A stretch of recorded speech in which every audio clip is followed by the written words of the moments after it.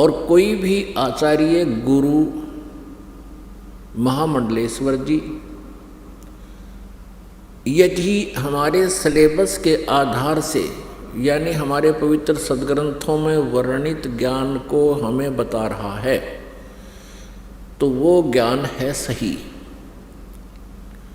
और जो इन पवित्र सद्ग्रंथों में वर्णित ज्ञान के विरुद्ध ज्ञान दे रहा है, अर्थात जो सिलेबस से बाहर, पाठ्यक्रम से बाहर कोई टीचर, कोई अध्यापक पढ़ा रहा है, तो वो उसका ज्ञान सही नहीं है, उसका ज्ञान सिलेबस अनुसार नहीं है, पाठ्यक्रम के अनुसार नहीं है।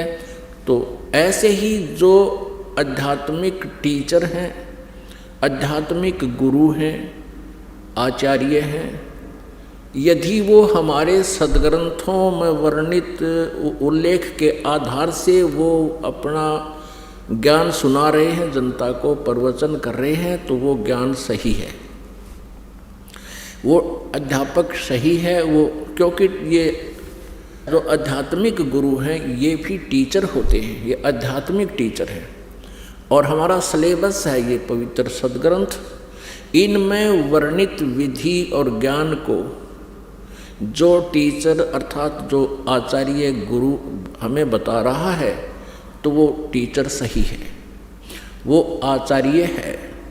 और जो हमारे सद्ग्रंथों के विपरीत ज्ञान दे रहा है उसको लोक वेद कहते हैं।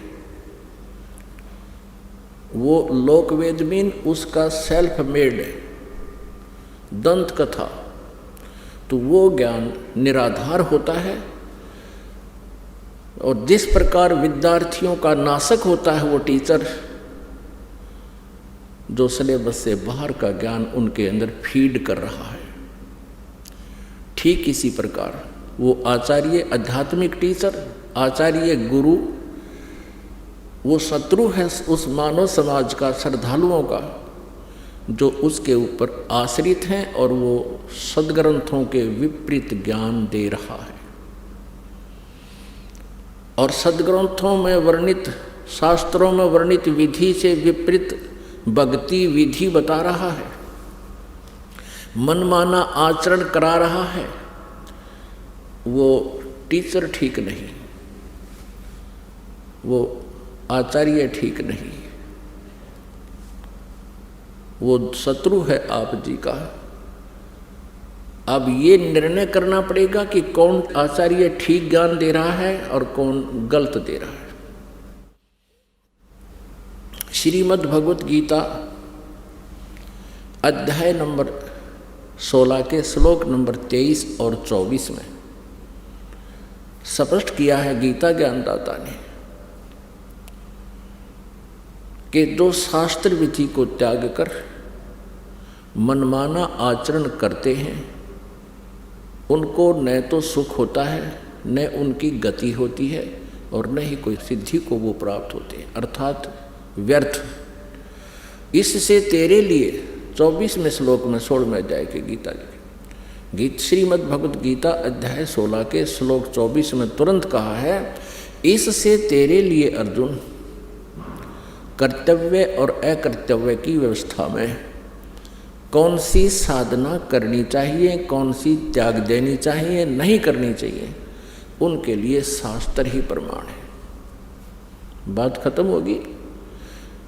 जो आचार्य या जो श्रद्धालु श्रीमद् भगवत गीता जी को सही मानता है, श्रोधार्य मानता है और इसके पाठ्यक्रम में विश्वास रखता है, और जो आचार्य अपने शिष्यों को, अनुयायियों को ये राय देता है कि गीता जी का नित्य पाठ अवश्य करना चाहिए, तो फिर वो अगर गीता जी के विरुद्ध साधनाएं बता रहा है और गीता जी के विरुद्ध वो ज्ञान दे रहा है, तो वो अज्ञानी आचार्य है, वो तत्व ज्ञानहीन है, वो आध्यात्मिक ज्ञानहीन अज्ञानी है। कोई प्रश्न करते हैं किनको? हिंदू धर्म के आचार्यों, गुरुओं को, उनसे पूछते हैं कि क्या ब्रह्मा विष्णु महेश जी की मृत्यु होती है? क्या ये जन्मते मरते हैं? तो उत्तर देते हैं कि ये कभी जन्मते मरते नहीं। फिर प्रश्न किया जाता है, क्या इन ब्रह्मा जी विष्णु जी शिव जी के माता पिता हैं?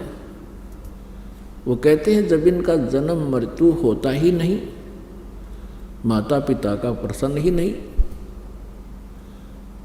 यदि ये उत्तर कोई आचार्य देता है या कोई गुरु देता है,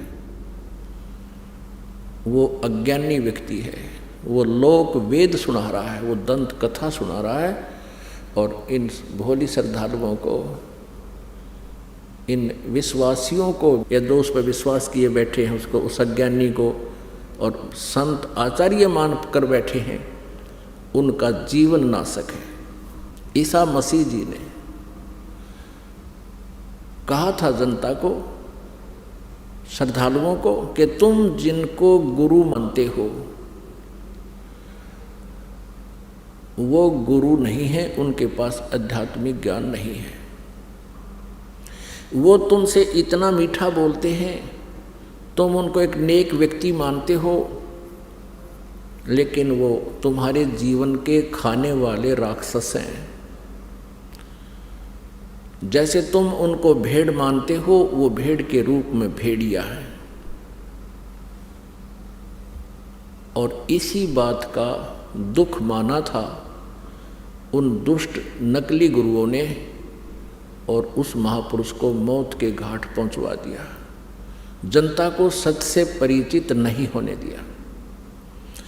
अब वो तो 2000 वर्ष पहले की बातें हैं।